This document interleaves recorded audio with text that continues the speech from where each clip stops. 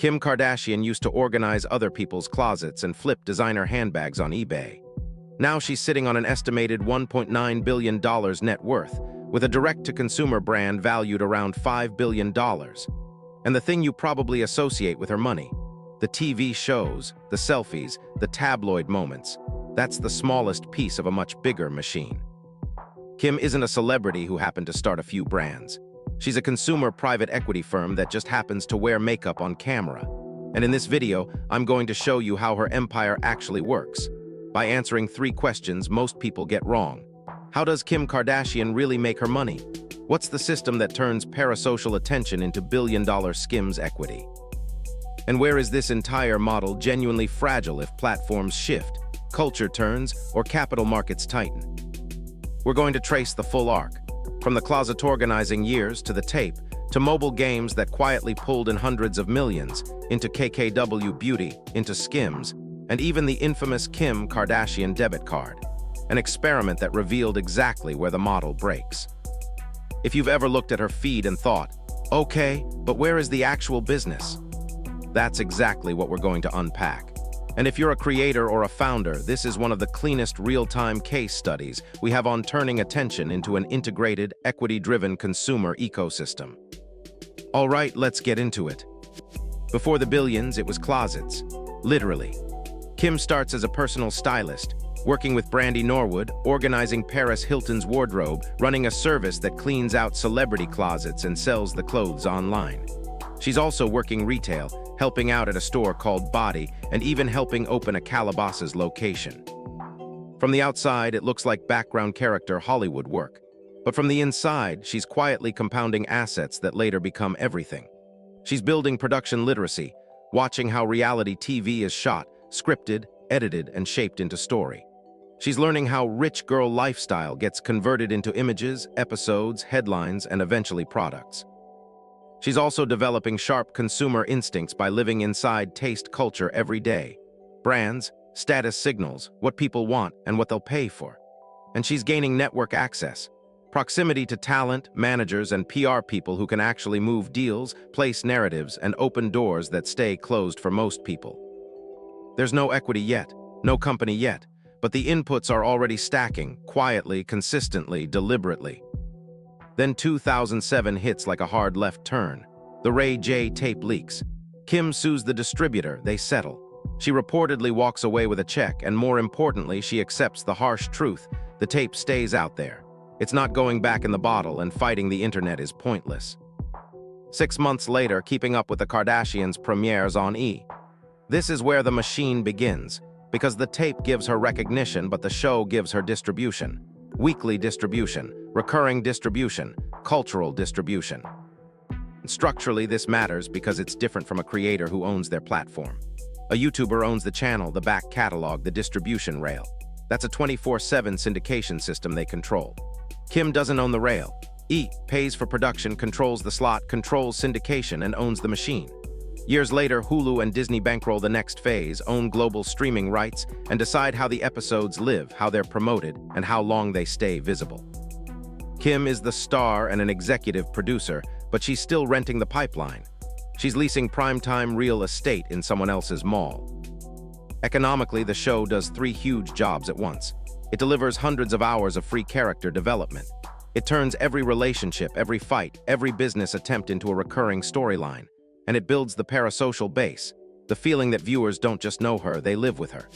By the end of those early seasons, Kim Kardashian isn't just a gossip headline. She's a weekly character in people's lives, and that relationship becomes the future balance sheet. Once the show becomes a hit, cash starts coming in from scattered directions. Dash launches as a small chain of boutiques with her sisters, real leases, real staff, filmed constantly, but never scaling beyond niche retail.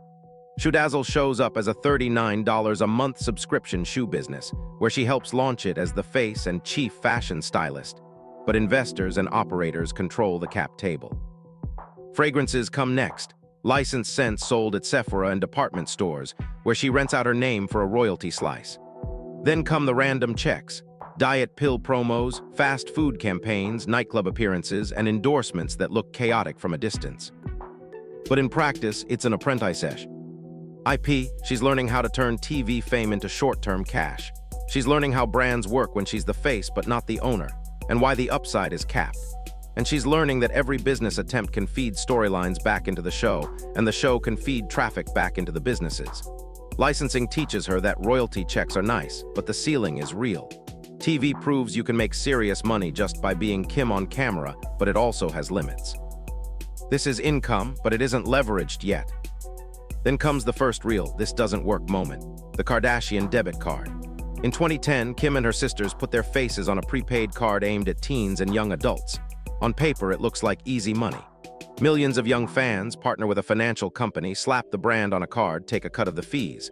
The problem is the fees: high activation fees, monthly maintenance fees, and extra charges for balance inquiries, and even customer service calls. Consumer advocates and regulators take one look and basically say, "So you built a financial product that taxes kids who don't understand what they're paying for." The backlash hits fast. The press tears into the fee schedule. Politicians call it predatory. Parents are furious. And within weeks, the sisters pull their names and the product gets scrapped. That moment matters because it reveals a hard boundary in parasocial monetization. Her audience will tolerate a lot of commercialization: makeup, shapewear, games, lifestyle products, because those feel like optional indulgences. But if the product feels like it quietly extracts money from the most vulnerable part of her audience, trust snaps. That lesson sits in the background of every future finance-related conversation, including the crypto promotion years later that led to a fine. Next, she shifts from "people watch me" to "people spend with me," and this is where the data becomes undeniable. In 2014, Kim Kardashian, Hollywood launches a free-to-play mobile game where you create a wannabe celebrity and grind your way upward. The monetization is pure in-app spending: outfits, energy, status upgrades. At its peak, it's pulling in hundreds of thousands of dollars a day. Over its life, it generates hundreds of millions in revenue. Then comes Kimoji, a $1.99 emoji app filled with Kim-themed stickers that floods the App Store at launch and goes viral. These aren't prestige projects. They're experiments designed to answer one question with hard proof: will her audience actually pull out a card for something that lives under her name? And the answer is yes, at scale. That matters more than any single payout because now investors, partners, and her own team have proof. She doesn't just have reach, she has transaction value. And once you can prove conversion, you can underwrite real companies at serious valuations. In 2017, she flips the script from endorsement to ownership. KKW Beauty launches as a direct-to-consumer brand. No Sephora gatekeepers, no department store buyers, just her audience hitting checkout. The first launch, Contour Kits, moves hundreds of thousands of units in hours, producing 8 figures in revenue almost overnight. Then KKW Fragrance follows.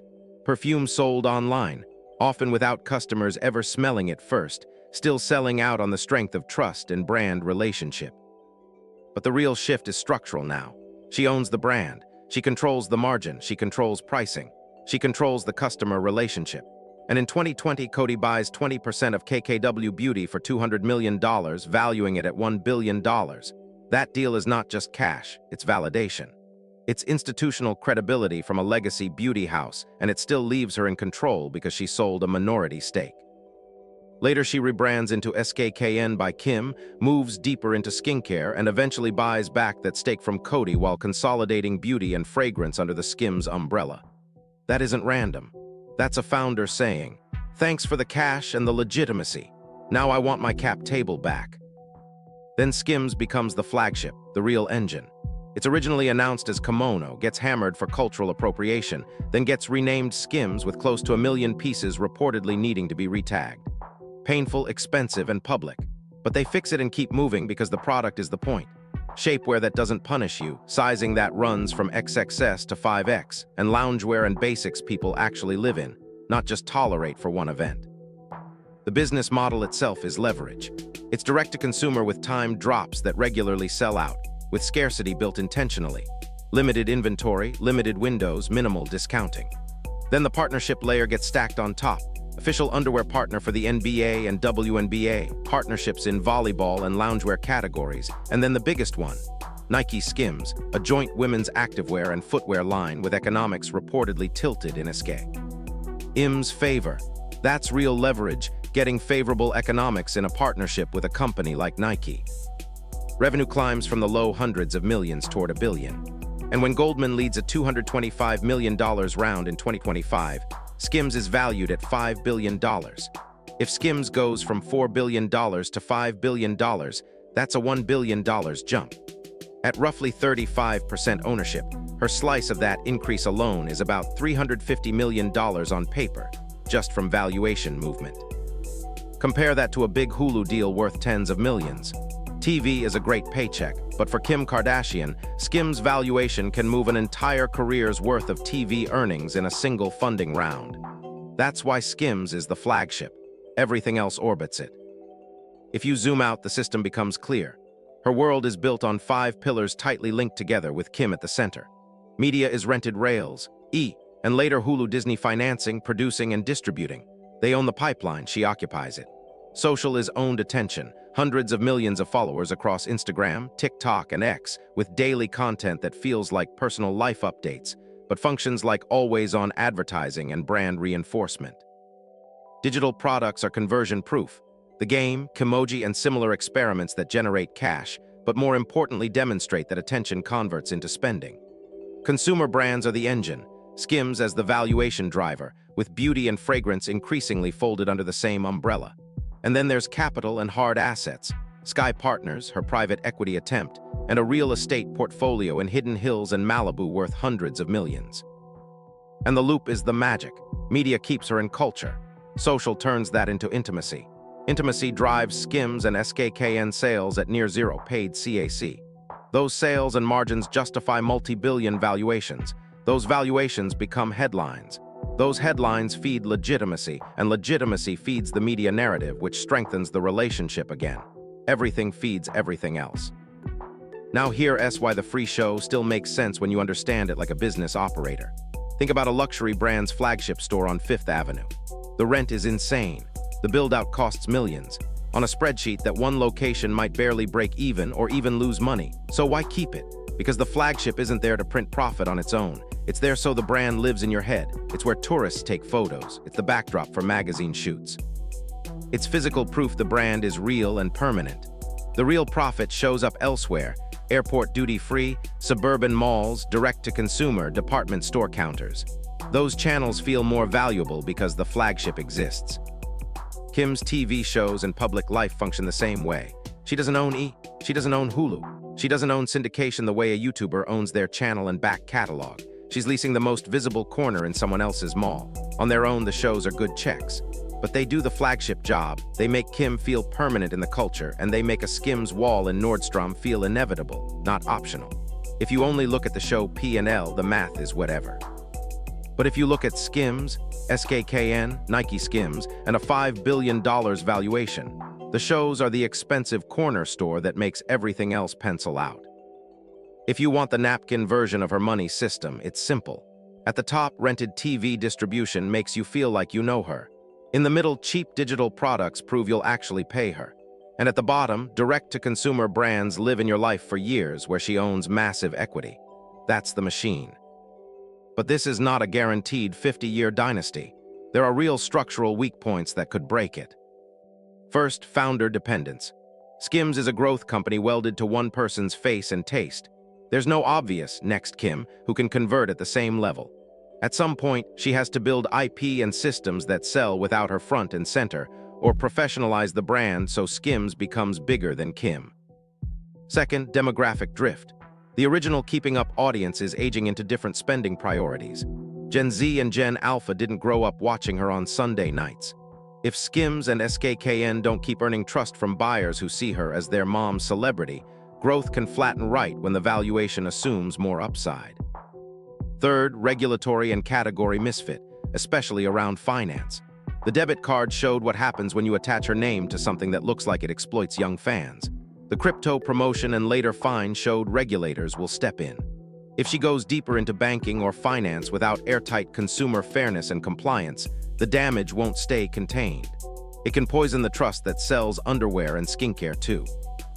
A string of bad experiences pinned to her name doesn't just cost revenue. It erodes the core belief that if her name is on it, it's good. Fourth, family brand contagion. The upside of being a Kardashian is shared reach. The downside is shared fallout. A major scandal involving another family member, legal, political, reputational, can splash onto her brands even if she's nowhere near it. And fifth, capital markets. A $5 billion valuation is a bet on future growth and margin.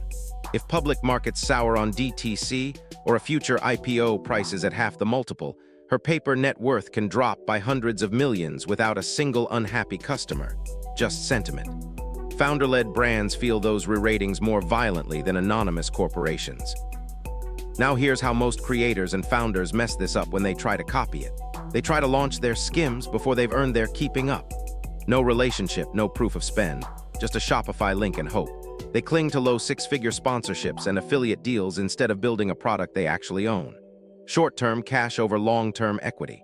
They treat content like random posts instead of treating it like a flagship store designed to keep the brand permanent. And they launch in categories their operations can't handle, forgetting the most important truth. Attention can fill the top of the funnel, but it cannot save a bad product. Kim's debit card is the cautionary tale. The brand can bring people to the door. But if the product is structurally unfair, operationally weak, or ethically questionable, the backlash will hit, and the trust damage can bleed into everything else. So what can you actually steal from this if you're building your own thing? Build the relationship before the SKU. She spent a decade turning her life into a story before asking people to buy serious products. Climb the ownership ladder deliberately. Appearances, endorsements, licensing, partial ownership, full ownership, buybacks. Wherever you are now, the next step is more control of margin and more control of the cap table. Use content as live R&D, not just a billboard. Let it test messaging, product market fit, and what people actually respond to. And pick one thing that can live in someone's life for 3 to 5 years. Something habitual, something repeatable. Underwear you rebuy, skincare you reorder. A tool, a service, software, whatever your version is, it has to sit in their life long enough for attention and word of mouth to compound. Kim didn't stumble into a $5 billion valuation. She stacked skills, used rented media to build owned attention, proved transaction cheaply with digital products, and then poured that momentum into brands where she holds a massive equity position. If you want more breakdowns of how creator-led empires are actually wired under the hood, not the gossip, the money model, hit subscribe. Next, we'll dissect another celebrity portfolio and show you how fights, controversies, and content turn into a multi-asset machine the internet completely misunderstands. I'm Buster, see you next time.